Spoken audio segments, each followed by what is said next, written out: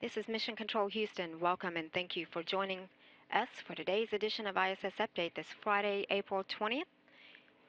And now for this week, a look back at this week aboard the International Space Station. On Monday, Expedition 30 Commander Dan Burbank and flight engineers Anton Shkaplerov and Anatoly Ivanishin conducted leak checks and other tests on Monday of the Russian Sokol launch and entry suits that they will wear for their departure from the International Space Station and return to Earth aboard the Soyuz TMA-22 spacecraft. The landing about 56 miles northeast of the remote town of Arkelik in Kazakhstan will wrap up Expedition 30 and is scheduled to take place on April 27th. Burbank also performed maintenance work on a pump in the outpost water recovery system. Shkaplerov and Ivanishin cleaned fan screens in the Poisk and Rosviet modules. And with an eye toward the scheduled arrival of the SpaceX Dragon commercial cargo craft, flight engineers Don Pettit and Andre Kuipers spent most of the day rehearsing a rendezvous and Canadarm2 grapple procedures at the Cupola Robotics workstation. Dragon is slated to launch atop a Falcon 9 rocket on April 30th from Cape Canaveral Air Force Station, Florida, and the station crew is set to grapple and berth the supply ship on May 3rd. Dragon will be the first commercial cargo vehicle employed to deliver supplies to the complex. Also on Monday, Pettit and Kuipers worked with the space sound experiment in the Japanese Kibo laboratory. One of the pair created sound with a special instrument that was recorded with a video camera and an audio recorder. Flight engineer Oleg Kononenko took photographs of Earth as part of the Russian Uragan Earth imaging program, which is named for the Russian word for hurricane. Uragan is a ground and space-based system for predicting natural and man-made disasters. And on Tuesday, flight engineer Oleg Kononenko transferred trash and station discards to the ISS Progress 46 cargo craft for disposal to prepare for its hatch closure on Wednesday.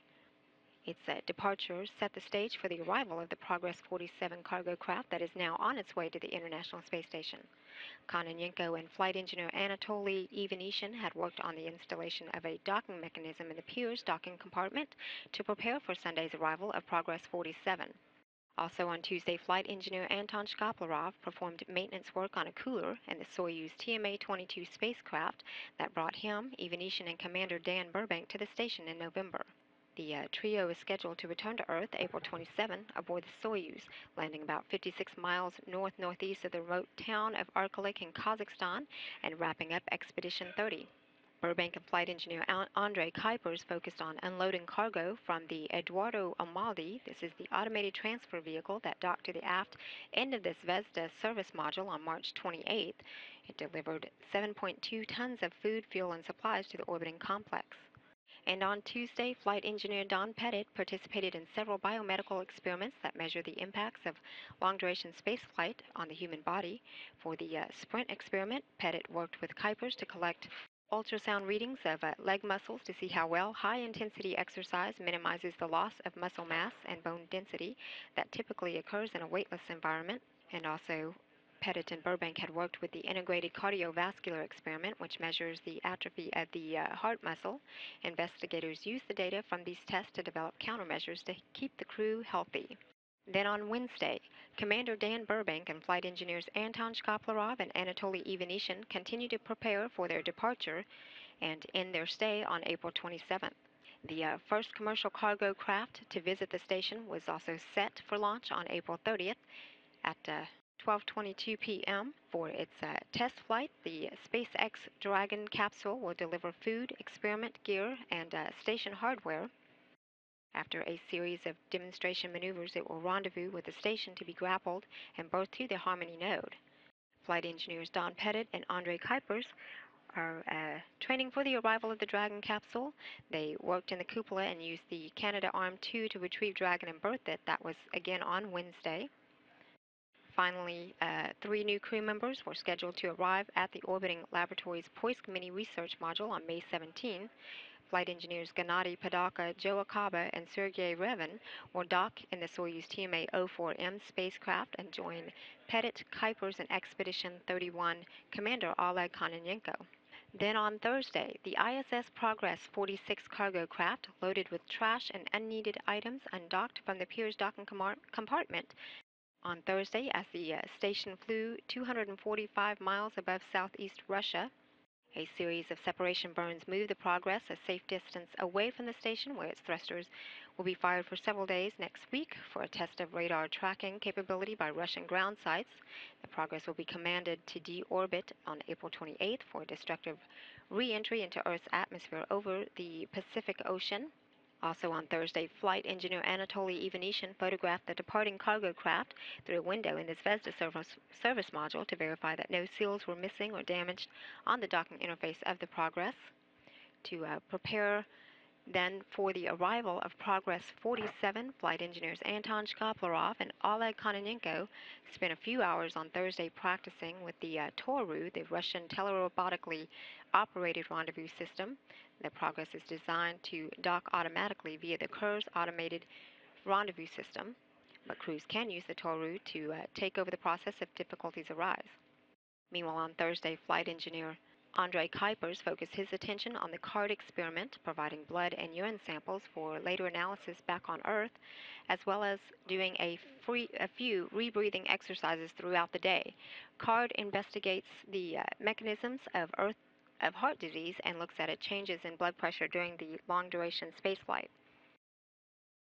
Then today, on Friday, it was a successful launch of the Progress 47 cargo craft from Baikonur Cosmodrome in Kazakhstan.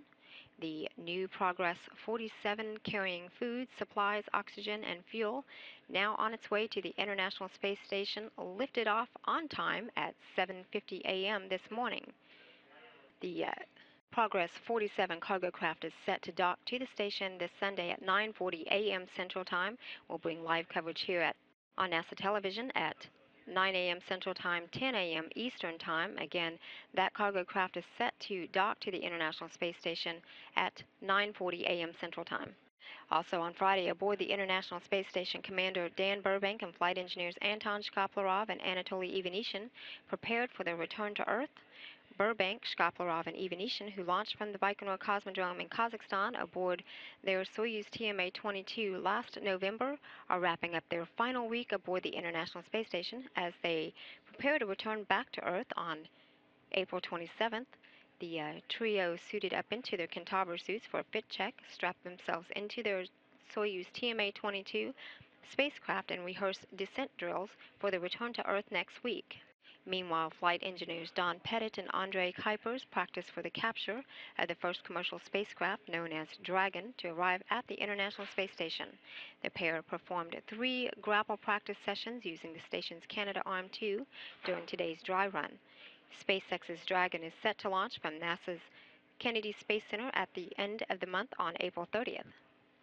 And also today, Station Commander Dan Burbank and Kuipers worked with the onboard ultrasound equipment performing vessel and cardiovascular scans.